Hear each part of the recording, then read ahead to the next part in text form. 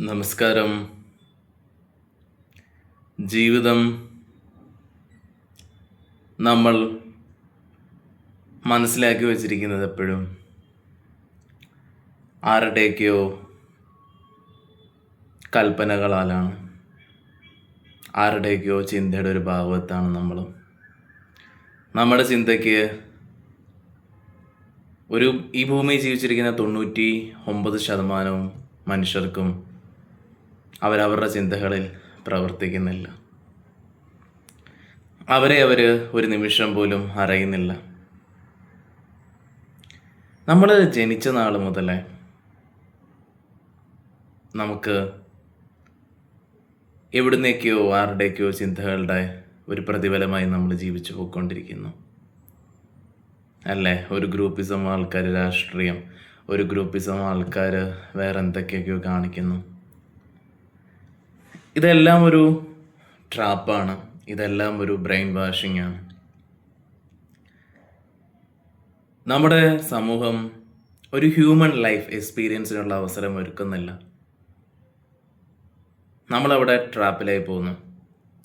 ഈശ്വരത്വം ഇവിടെ എല്ലാം ഉണ്ട്, പക്ഷേ നമ്മളെ കുടുക്കിയിട്ടിരിക്കുകയാണ്.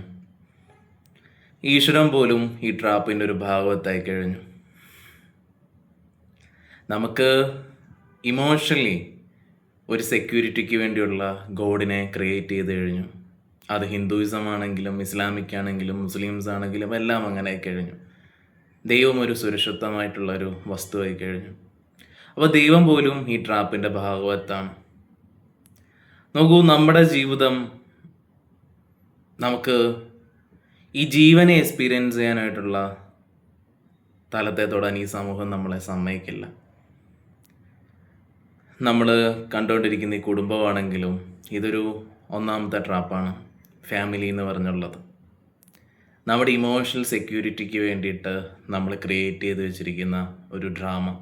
ഫസ്റ്റ് ഫേക്ക് ഇതാണ്, അതിനെ നമ്മൾ അറിയുന്നില്ല.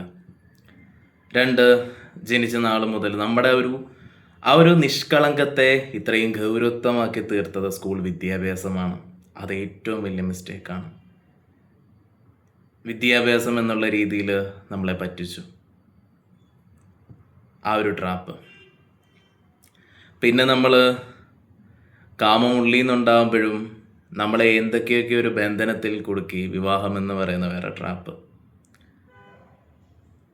ശമ്പളം എന്നുള്ള പേരിൽ ജീവിക്കാൻ വേണ്ടിയിട്ട്, ജോലിക്ക് വേണ്ടിയിട്ടൊരു എന്തൊക്കെയോ കാട്ടിക്കൂട്ടൽ. ഒരു നിമിഷം പോലും തിരിയാൻ നമുക്ക് ഇടം നൽകിയിട്ടില്ല. ശരിക്കും ഒരു മനുഷ്യന് സ്വസ്ഥമായിട്ട് ജീവിക്കാൻ അന്നത്തിനുള്ളതും സ്വന്തം കിടക്കാനുള്ളതും കണ്ടെത്തിയാൽ മതി. അവൈലബിളാണ്, മണ്ണ് നന്നായി തരുന്നുണ്ട്, മണ്ണിൽ നിന്ന് നമുക്ക് കൃഷി ചെയ്ത് ജീവിക്കാം. പക്ഷെ നമുക്കിതൊന്നും വേണ്ട. നമുക്ക് ഉറക്കവും അന്നവും വളരെ ഇമ്പോർട്ടൻ്റ് ആണ്. പക്ഷെ നമ്മൾ അതിനുപരി തന്നെ എന്തൊക്കെയൊക്കെയോ കൂട്ടിക്കൊണ്ടിരിക്കുകയാണ്. നിങ്ങൾ ഒരു നിമിഷം സ്പിരിച്വാലിറ്റിയുടെ എന്തെങ്കിലും ഒരു വശത്തെ ഒരു എക്സ്റ്റസി നിങ്ങൾ എക്സ്പീരിയൻസ് ചെയ്ത് നിങ്ങൾക്ക് മനസ്സിലാവും, ഇതെല്ലാം ഒരു ഡ്രാമയാണ്.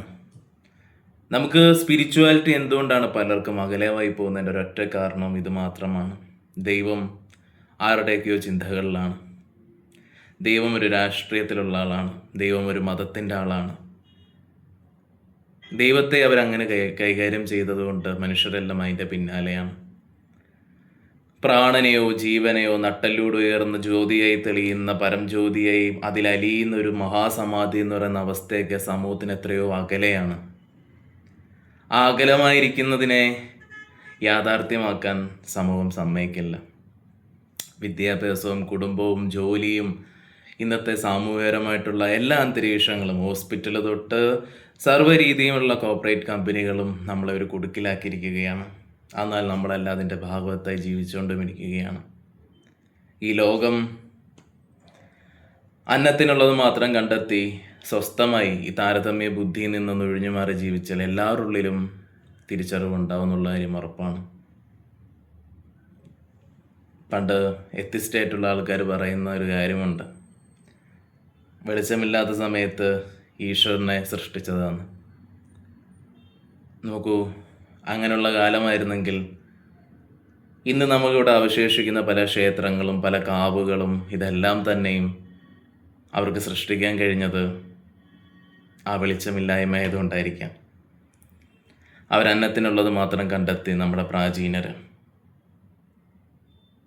ഇന്നത്തെ കാലത്തെ നിരീശ്വരവാദികൾക്കും മതത്തിൻ്റെ പിന്നാലെ പോകുന്നവർക്കും വിശ്വാസികൾക്കും എല്ലാം തന്നെയും അവരൊന്നും ഈശ്വരനെ തേടുന്നില്ല, തേടിയാൽ കിട്ടത്തുമില്ല. ഈ ഒരു ട്രാപ്പിലാണ്. നമുക്ക് ആഗ്രഹങ്ങൾ കുറച്ചേ ഉള്ളെങ്കിൽ നമുക്ക് വേഗം എത്താൻ സാധിക്കും. അതൊരു നിരാശയുടെ പുറത്തുണ്ടാവുന്ന രീതിയിലാവരുത്. നമ്മുടെ ഉള്ളിൽ നിന്ന് തന്നെ അടക്കാൻ സാധിക്കണം. നമ്മുടെ ഉള്ളിൽ നിന്നുണ്ടാവുന്ന എല്ലാത്തിനെയും.